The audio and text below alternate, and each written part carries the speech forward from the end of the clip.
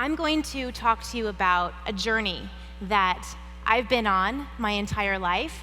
And as I go through this journey, as I talk to you about this, I think that perhaps you will be able to figure out how this journey can also be related into your own lives as well. I was born with ABS, amniotic band syndrome, which labeled me after birth as a congenital amputee. What happened was tiny amniotic bands that were within my mom's womb became loose from the wall of the uterus. And when I was very early on in the stage of development inside, a band wrapped around my arm. And it wrapped around where my wrist and hand would be in the development process. And it cut off the circulation. And so growth stopped, even though I continued to grow and be a healthy baby. As a result, when I was born, the doctors turned to my mom and said, well, your daughter seems to be pretty healthy. We're gonna do some more tests to make sure, but she's missing her forearm and hand. And everybody just kind of was very still and waiting my mom's response. And she said, well, is it in there? Did you look? Are you sure? And they said, no, it looks like it just didn't grow. It didn't grow all the way. And my mom took a minute and she said, great, no problem. We'll take care of it. We'll be fine. And that is the kind of attitude I had growing up in my home. I was so blessed to be able to be in a loving, accepting, wonderful family. And as a result, we grew up with other ways of doing things, adapt, figure out different ways of doing things. And I would get frustrated sometimes, and I would have a hard time with my patients because it was harder for me to do certain things than all my friends could do very easily. For example, I didn't learn how to tie my shoe until I was 11 years old, which that's a little bit later in the process. I finally figured out my own way of doing it. Everyone told me when I was younger, okay, it's over the fence and through the tree and up and down and hip hop like a bunny, and then there you go, there's your bow tie. But I actually discovered my own way of doing things. I did 2 double knots and double tied everything, and it looked like a bow, and it kept my shoes on, so it was good to go. And I was 11 years old when I had finally discovered how to do that. I actually didn't learn how to do my own hair until I was in college. My mom had done my hair for me all through my school years, and it wasn't until I was actually in Arizona, 8 hours away from my family, where I realized I was in my dorm room and I thought to myself, I have to do my hair by myself. Why did we not prepare for this? I don't have a game plan. Of all the things I've been preparing for, I didn't prepare for this, little things like that. And I discovered, because of the bunk beds in our room, that I could gather up my hair, which was a lot longer, and I gathered it up and I put it on the top bunk. And then I was able then to kind of get a ponytail in. I was working on this for maybe half an hour, trying and figuring things out. And before I knew it, there were several other girls just kind of watching me in the doorway of our dorm room, including my roommate, who was like, that's my bed, dude, you're kind of all over it. And I had my hair everywhere, I had hair ties, I had brushes, everything was like laid out. But I figured it out. And I might have been 18 years old, but I figured out how to do my own hair. So there were also really fun times that I was able to really have a sense of humor growing up about all of this. One of those is my 4th grade year. My dad was in charge of Halloween. He said, I'm gonna do Anna's costume this year. He was thinking about this probably for the last 5 years. And what he wanted to do was make me the Vaughn's butcher. So he went to the Vaughn's, he talked to the butcher, I got one of those little Vaughn's caps. He made me a cleaver. We got one of my old arms and he took it off at the wrist and put blood all over it. Then he took my little arm and put blood all over it. So I was the Vaughn's butcher. That actually, I chopped off my own hand instead of some meat. It was so scary that when I went to a Halloween party, I remember this, Rana Amanjame actually fell down the stairs because I'm coming in with my cleaver. I'm like, hi guys, how's it going? Happy Halloween! And everyone just freaked out and ran away. And during that time in my life, I really wanted to fit in. I really wanted to feel like I was part of things. So coming at people with a fake cleaver and my arm hanging down over my neck was not quite the right way to do that. That was the last year that my dad was in charge of Halloween, but at least he had his 1 year of fun. My 7th grade, I remember 7th grade, it was the first day of class, first day of school, and I was gonna pull a prank on my math teacher. I remember this. He would stand at the door at the beginning of the first day of class and shake everyone's hand as they walked into the classroom.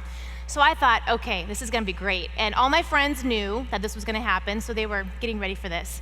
I shook his hand with my prosthetic arm, and then while he was shaking my hand, I got out of it, so he was just holding an arm. And he was like, what? Like, he didn't know that I had a prosthetic arm anyway. We had just met. It was my first impression. And he was just holding his arm, and all the kids were just laughing. And so it took him a couple of minutes to recover, but we had a great semester of math. Another time, I remember being in elementary school, and they have the monkey bars, and everybody wants to go across the monkey bars, and I had never had any success, but I wanted to try. So I'm going across the monkey bars, and my arm clamps down, and then I fall, but my arm stays. So my arm is on the monkey bars, and by this point, luckily everybody knew me. I'm like, oh yeah, there's Anna's arm just attached to the monkey bars. We need to get the teacher again and try to pry it off. So we had a lot of humor along the way as well, which I think was an amazing blessing that my family and I took things in stride. I was a water skier from the age of 5. My dad had been an avid water skier, and he said to himself, one arm or not, we are gonna do this. I'm gonna teach Anna how to ski. And so he created a ski handle that was S-shaped so that I could actually hang on and water ski. When I was learning how to trick ski, he made a longer, wider handle so that I could actually, when I wanted to do my 360s, I had enough bar room to be able to do that. So he was really into making inventions for me. When I had my first son, I was extremely nervous about being a competent mom with one arm, knowing that there were so many different things I was gonna have to do to help care for our child. First of all, diapers. I thought, well, they need their diapers changed quite a lot. I heard about this, and I didn't know how I was gonna do that with one arm. And so my dad made some inventions where I would put my son's legs into this little holder thing, and then it would be wrapped around little arm, so that when I raised up little arm, his legs would go up, so that I could put the diaper underneath. It was a great idea. It was a prototype. It did not work. There was stuff everywhere. But that's okay. It actually just taught me a little bit about life. It said, you know what? Sometimes you're gonna use all the wipes in the box, but you're gonna get the job done, and it's gonna be okay. So what happens next is you might think to yourself, well, Anna's talking about all these great memories with the arm, but she's not wearing it right now. What do you think is going on with that? And that is part of the journey that I wanna talk to you about today. There was a time in my life where the arm got really painful. I was wearing prosthetic arms so much from 18 months old all the way to when I was about in my 20s, that after a while, I don't have a lot of arm between my elbow and the end. And so carrying around the weight of a prosthetic arm after so many years was starting to cause pain. It was starting to degrade bone and skin and make things very uncomfortable, where that I would actually take it off more than I was wearing it. So I had to make a decision with myself.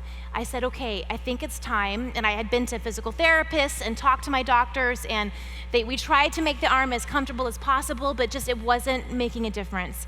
And I thought to myself, okay, I think this is a time in my life where I need to make a decision.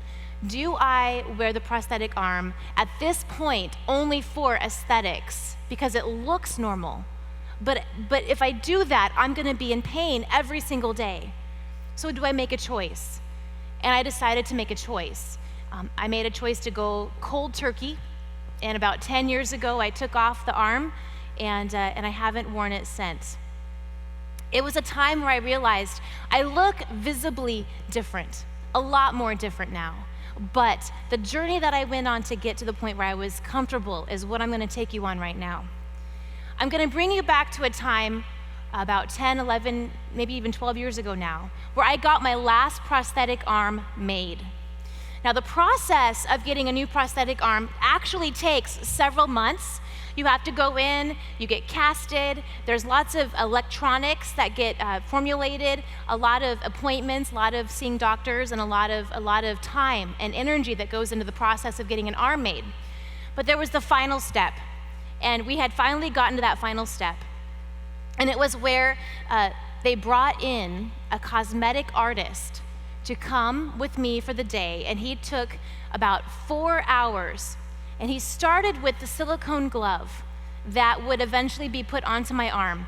He started off, and it looked like a regular rubber silicone glove, about the color of like maybe the floor of the gym, kind of a tan, yellowy, kind of creamy color. And over the course of the 4 hours that we were together, he spray painted layer after layer of different colors of paint, and he put on moles that looked exactly like the moles I have on my left hand. And he kept looking and kept working, and he was trying to make the right glove look exactly like my left hand, so that when I wore the arm, it would look like there was no prosthetic at all. So for 4 hours, we even took a lunch break. It was a long time. He was working on my nails. He was working on the curvatures of my knuckles. He was actually creating knuckle creases, everything to make my arm look as real as possible. And at the end of the process, he was tired, I was tired, but he paused. He took the glove in his hand, and he laid it out like this. And he said, "Anna, does this look like you?" And it caught me, because I knew what he was talking about. I knew that he was asking me whether or not he had done his job. He was wanting to know whether or not this prosthetic glove looks like my left hand. Did it look like me? But the question caught me, and it made me pause and think about how the Creator spent time making us. Does this look like you? And I thought about that. I thought, the Creator made us with such intentionality to look exactly like what He intended us to look like. And it caught me. I thought to myself, God doesn't make mistakes. The artist working on my glove was somehow just parallel to all of a sudden how I viewed God working on us, each one of us. And so the journey that I started to go on was the idea that God really did plan us. He planned you to be exactly who you are, just as you are right now, because He loves you. He loves who you are. He accepts you. He knows you, and He prepared in advance for you. And because of that, we need to embrace who we really are, how He made us, and then from there, we need to believe it and thrive in this life. For this, I want to pull from Scripture, which we know Scripture is truth. When we read Scripture, we know it is the way God has intended. And so I'm reading from Psalms 139, 13 through 16, which I love that worship was based off of this, because I think it really helped to begin the journey that we all go on when we realize how beautiful we are and how intentionally created we were. For you created my inmost being. You knit me together in my mother's womb. I praise you because I am fearfully and wonderfully made. Your works are wonderful. I know that full well. My frame was not hidden from you when I was made in the secret place, when I was woven together in the depths of the earth. Your eyes saw my unformed body. All the days were adorned for me, were written in your book before one of them came to be. I love this because it tells us from Scripture that the artist, our master artist, painting every detail, he really loves us intentionally. And as I was thinking about the prosthetic artist who came in and worked for so many hours to make this prosthetic look as real as possible, imagine the care and concern and detail that God took with creating each and every one of you. Within Psalm 139, I love the different elements of the Scripture that help to have us see this purely and clearly. The idea of being knitted together. It's like a seamstress is making a scarf with many different colors all coming together to create one beautiful piece of work. Being fearfully and wonderfully made. It shows us that what happened in your formation was good and wonderful. The fact that our frames were not hidden from him, it shows us that he sees us and he knows us. There's no part of us that can hide from him, not even our internal thoughts, keeping our hearts pure because he sees them, he knows us. The fact that we are made in the secret place, that lets us know that there was intimacy, that we were in a safe and secure place with him when he was creating us intentionally.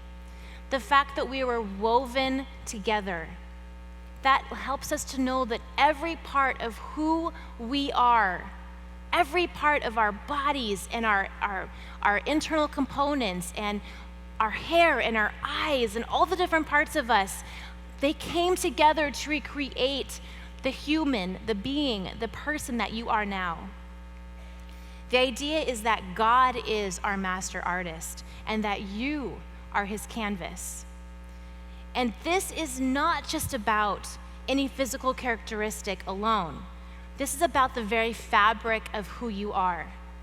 For me, my example is a very visible one. It's my arm. But this applies to every part of who you are. Maybe there's something that you struggle with, something that you feel sets you apart in some way. Maybe it's something that everyone can see. Maybe it's something that no one can see. And you've wondered why you've had to struggle in silence. Maybe it's not something that you were born with, but rather it happened along the way of your life. Maybe you start to think, God forgot about you, or he didn't care, or he doesn't see you. But here's the thing. We live in a sinful, fallen world, but God can use your circumstances for good. He can turn dust into something beautiful. Let him. Let the canvas of your life be all for his glory. Today, we are celebrating Women's History Month, and I want to say to all the women out there to persevere and to thrive. The artist who was making my glove didn't spend all those hours and all of that concentration and all that work. He didn't spend all of that time for me just to leave my arm on a shelf and to get unused and to start to turn dusty and to be forgotten. Just like the Creator doesn't want us to sit in a corner of life and just idly let things go by. He does not want you to be unseen. On the contrary, he wants you to be a light in this world for him. When I graduated from college, I was a young, one-armed, professional woman trying to find herself, trying to make her mark, trying to be taken seriously in the professional world. But it wasn't until I started to believe that I was God's masterpiece, that I really was made for a purpose. It wasn't until then that I actually started to make headway in the professional world. Because once I realized that I was made for a reason. I was made for a purpose. And I started to believe that, really truly believe that. I started to show something that you must have in the professional world. I started to show confidence in myself. I started to feel confident, not just in what I had learned in college, not just through the experiences I had in classes and internships and all of the wonderful things that I graduated with, that head knowledge. It wasn't just about the head knowledge. I was getting confidence in who I was as a person, who I was as me. That started to create headway in my professional life. The more that you are in tune to yourself personally and with the Lord, the more successful you'll be professionally. You need to find your mix of humble confidence in yourself, in who God made you to be able then to walk into the professional world with your head held high, knowing that you have something to contribute to this world, and you do. You need to have the faith. Know that the master artist loves you and wants you to radiate his love in all that you do, all for his glory. I cannot think of a more beautiful artistic legacy than that. Biola University prepares Christians to think biblically about everything, from science to business to education and the arts. Learn more at biola.edu.